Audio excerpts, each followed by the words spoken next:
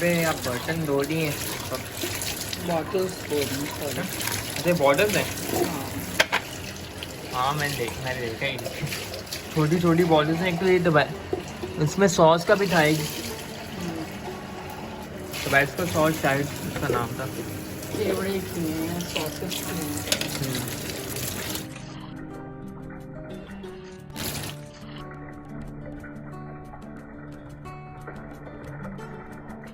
वालेकुम मनाए, क्या चल रहा है? अभी तो फोन के पीछे लगी हूँ। फ़ोन के पीछे लगी हुई है? किसका फ़ोन यूज़ करे हो? जोएब का? अच्छा तो अभी क्या सीन है? अभी तो गेम भी डाउनलोड किया हुआ है। अच्छा जोएब के फ़ोन में गेम डाउनलोड किया, बस सही है। मज़े में गेम खेल लियो तुम।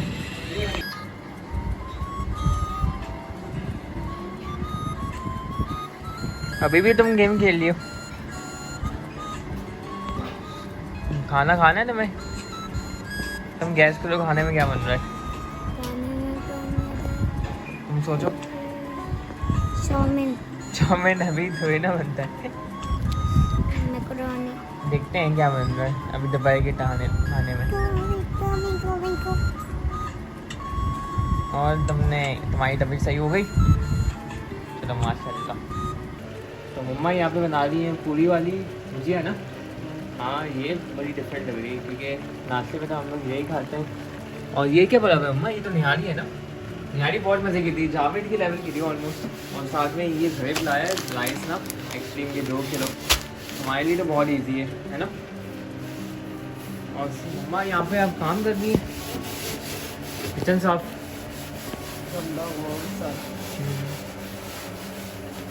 और भी सामान निकाला हुआ साथ साथ में। तो खाना हमारा यहाँ पे ये फाइनली रेडी हो गया है। तो वेब यहाँ पे लाया है आलू के पराठे, साथ में पकौड़े। मम्मा ने यहाँ पे बनाया है क्या इसमें, उसकी क्या हमें क्या है ये आलू की भुजिया, उसकी पूरी की बनाई हुई है। और साथ में ही हमारी निहारी जो कि अभी भी रखी हुई है, तो हम वो भी खा रहे हैं साथ साथ। शाम की कुछ 7:30 बज रहे हैं और मैं आई थी किचन में 3 बजे किचन साफ़ करने के लिए। और अब देखें सिर्फ ये एरिया भी जिसमें पूरी आपके सिंक की सारी चीज़ें, अभी भी काफ़ी चीज़ें पड़ी हैं। ये सारा वॉश किया है, ये सारा क्लीन किया है, ये सब वॉश करके क्लीन करके रखा है। उसके अलावा सारे कैबिनेट्स जो हैं उनको क्लीन किया है, बॉटल्स वॉश की हैं सारी, इनको भी सबको मैंने खाली करके वॉश करके क्लीन किया है, ताकि इनको रिफ़िल करने से पहले वॉश कर लूँ अच्छे तरीके से। यहाँ पे भी मैंने सारी बॉटल्स जो हैं वो धो के फ़िलहाल रख दी हैं, अभी रिफ़िल नहीं किए हैं, ड्राई हो जाए तो मैं इनको सबको रिफ़िल करूँगी। और यहाँ से काफ़ी चीज़ें हटाने का प्लान है, क्योंकि जितना ये खाली होता है उतना ये बेटर लगता है। और इसमें से मेरी एक जो बर्नी है वो अब ब्रेक हो गई है, वो टूट गई है हीट की वजह से, और ये मेरी फेवरेट थी, तो यहाँ से ही ब्रेक हुई है कहीं से। तो बहरहाल इसके अंदर अब मैं कुछ रख नहीं रही, इसके अंदर मैंने फ़िलहाल ये डाल दिए हैं अपने सारे स्पून्स वगैरह। तो अभी फ़िलहाल सिर्फ ये 3 कैबिनेट्स और ये एरिया साफ़ हुआ है, और ये भी मैंने पूरा साफ़ करके इसको भी ऑर्गेनाइज़ कर दिया है। लेकिन ये है कि अभी जो शीशे के कैबिनेट्स हैं वो और सारी चीज़ें रहती हैं, ये वाले ये मैं कल करूँगी, क्योंकि काफ़ी लंबा काम है। और नीचे भी सारी मशीनरी वगैरह है, उसको भी क्लीन करना है। यहाँ के हालात देखें क्या हुए हैं इस वक्त, बिल्कुल बिगड़े हुए हैं। और ये चाय पी रहा है, और जो है और यहाँ सारा सामान पड़ा हुआ है जो कि ये देखें चलो, इसके चैलेंजेस देखें आप मिस्टर बी से। अच्छा 39 बलून से अपने आप को लटका रहा है। अच्छा 39 बलून से उड़ जा, उड़ गया। कितने मिलियन है? 301 मिलियन। अच्छा टॉप नंबर 1 यूट्यूब चैनल चल रहा है इसका।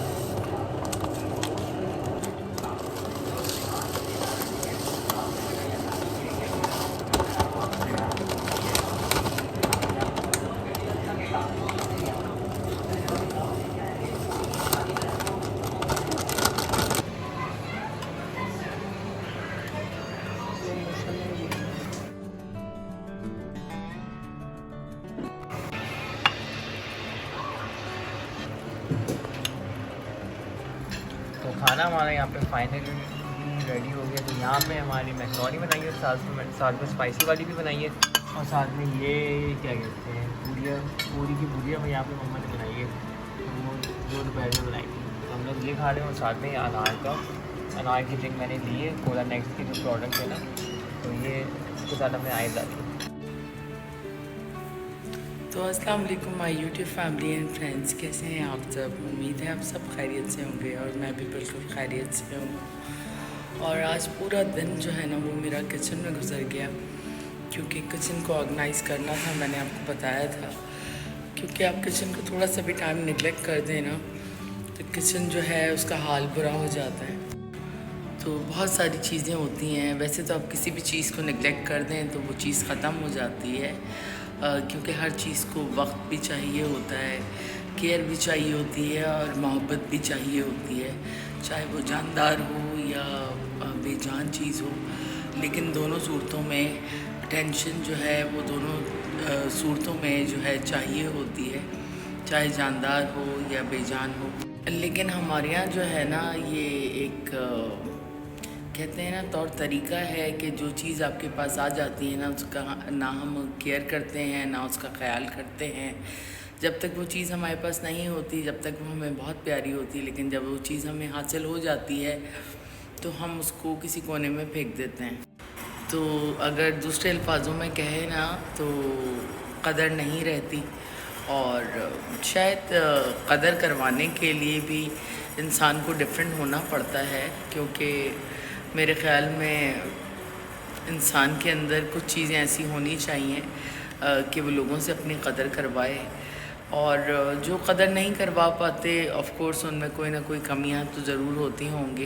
तो आज ना हम बात करेंगे विक्टिम ब्लेमिंग पे, क्योंकि मेरी लाइफ में ना विक्टिम ब्लेमिंग जो है वो पूरी ज़िंदगी मेरे साथ रही है, बचपन से लेके अब तक। चाहे मैका हुआ, ससुराल हुआ, अपने हुए, पराए हुए, दोस्त हुए, सब ने विक्टिम ब्लेमिंग की है। तो बस इंसान का दिल भी दुखता है, क्योंकि किसी के कुछ कहने से कुछ हो नहीं जाता, लेकिन इंसान सम टाइम्स अंदर से टूट जाता है, क्योंकि नसीब आप अपने हाथ से नहीं बनाते। ऑफ़ कोर्स अल्लाह ताला ने आपका नसीब बनाया होता है जब आप पैदा होते हैं, और आप कितनी भी कोशिश कर लें, अगर एक चीज़ खुदा ने आपके नसीब में लिखी है तो आप उसको बदल नहीं कर सकते, आप उसको फेस करेंगे लाइफ के अंदर। लेकिन ये चीज़ बहुत पेनफुल होती है जब आपके अपने आप पे उंगलियां उठाते हैं, तनकीदें करते हैं, और आपको गलत कहते हैं, और आपके फ़ैसलों को गलत कहते हैं। तो समटाइम्स ज़िंदगी के अंदर डिफरेंट टाइम्स आते हैं, और उन्हीं टाइम्स के अंदर जब लोग आपको क्रिटिसाइज़ करते हैं, आपको टीज़ करते हैं, टॉन्ट करते हैं, तो बहुत दुख होता है, क्योंकि मैं तो उन लोगों में से हूँ ही नहीं जो लोगों से किसी मकसद या किसी वजह से मिलते हैं। मैं बेलौस हर रिश्ते के साथ अब तक मैंने ज़िंदगी गुजारी। हमेशा जो है किसी से मैंने कोई उम्मीद नहीं रखी, चाहे हालात कैसे भी थे ज़िंदगी में, मैं हमेशा हंसी खुशी जो है रहती रही और गुजारती रही। किसी ने कुछ भी कहा उसे इग्नोर कर दिया और आगे बढ़ गई। लेकिन सम टाइम्स जो है वो एक नेज़े की तरह जो है ना दिल के अंदर लगती हैं चीज़ें, क्योंकि इंसान कुछ भी नहीं कर सकता, और किसी को मनहूस कह देने से अगर किसी और को सेटिस्फेक्शन मिलती है, या उन्हें ये लगता है कि किसी की मनहूसी, तो कुछ लोगों को लगता है कि कुछ लोगों की मनहूसियत की वजह से जो है वो चीज़ें स्टक हो जाती हैं या प्रॉब्लम्स आते हैं। तो बस मैं यही कह सकती हूँ कि ये चीज़ें इंसान के हाथ में नहीं होती, ये अल्लाह ताला के हाथ में होती हैं। और वक्त जो है वो एकसा नहीं रहता, ज़िंदगी में वक्त भी बदल जाता है, सारी चीज़ें सही भी हो जाती हैं। हर सुबह के बाद रात होती है, ये हमारा यकीन है, और खुदा पे भी हमारा यकीन है। और अगर किसी खुदा ने आपके नसीब में कोई आजमाइशें लिखी हैं तो वो आपको फ़ेस करनी पड़ेंगी। लेकिन अपनी ज़िंदगी की जो भी नाकामियां हैं उनको दूसरों पे डालकर उनको जलील करना या उनको ब्लेम देना किसी भी चीज़ का, वो मेरे ख़्याल में मुनासिब चीज़ नहीं है, क्योंकि इससे सिर्फ आप दूसरे को हर्ट करते हैं और कुछ भी नहीं। बाकी किसी के इल्ज़ाम लगा देने से, कह देने से कुछ हो नहीं जाता। ऑफ कोर्स अल्लाह ताला जो है मुझे इतनी हिम्मत दे कि मैं जो है अपने बच्चों को कुछ बना के दूसरों को दिखाऊं। लेकिन बस पूरी ज़िंदगी शायद ये विक्टिम ब्लेमिंग का जो एक सीन रहा है ना मेरे साथ, ये बहुत पेनफुल रहा है और इस चीज़ ने मुझे बहुत तकलीफ़ भी पहुंचाई है। और जिन लोगों ने ये सब कुछ किया वो अपनी अपनी ज़िंदगियों में मूव ऑन कर गए हैं और स्टिल जो है उनकी ज़बानों पे वही विक्टिम ब्लेमिंग है। तो बस ये हमारे यहाँ कहते हैं ना कि ये हमारे यहाँ एक निज़ाम है हमारे मुल्क का और हमारे माशरे का एक अलमिया है कि अगर किसी यतीम की बेटी को ब्याह के लाया जाता है ना, तो हर जो ज़िंदगी में चीज़ गलत होती है उसका सहरा उस बेटी के सर। और यतीम की जो बेटी होती है ना, उसकी कोई इज़्ज़त नहीं होती, नो मैटर वो दिन रात मेहनत कर दे कि आपका घर चलाए, आपके साथ खड़े रहे, आपकी ज़िंदगी में हर हाल में आपके साथ खड़ी रहे, या वो हर चीज़ को फेस करे मुस्कुराते हुए और कभी भी आपको फ़ील ना होने दे किसी चीज़ को, आपसे कोई डिमांड ना करे, उसके बावजूद भी उसको कोई इज़्ज़त नहीं देता। इज़्ज़त सिर्फ़ उन्हीं बेटियों की होती है जिनके माँ बाप या तो किसी पोजीशंस पे होते हैं या उनका बैकग्राउंड बहुत स्ट्रॉन्ग होता है। उन बेटियों की तो जो है सारी एक छोटी सी भी चीज़ जो है ना वो बहुत बड़ा एक एजाज़ होता है। और मर्द भी ऐसी औरतों को इज़्ज़त देते हैं जिनका बैकग्राउंड स्ट्रॉन्ग होता है। जिन बेटियों का बैकग्राउंड स्ट्रॉन्ग नहीं होता उन पर इल्ज़ाम भी लगाए जाते हैं, उनको ज़लील और रुस्वा भी किया जाता है, उनके बच्चों के साथ भी बुरा सलूक किया जाता है क्योंकि उनका मैका नहीं होता, ना उनके पीछे कोई बोलने वाला होता है। तो बस ये अलमिया है हमारे माशरे का। और आप किसी भी स्टैंडर्ड के अंदर डील करते हो, चाहे लोअर मिडिल क्लास हो या अपर क्लास हो, ये अलमिया हमारे सारे पूरे माशरे के अंदर है। यतीम की बेटी सिर्फ़ और सिर्फ एक मनहूस औरत होती है, जिस मनहूस औरत की वजह से जो है ज़िंदगी के अंदर तमाम मामलात जो हैं गड़बड़ होते हैं और स्टक होते हैं और ब्लॉक्ड होते हैं।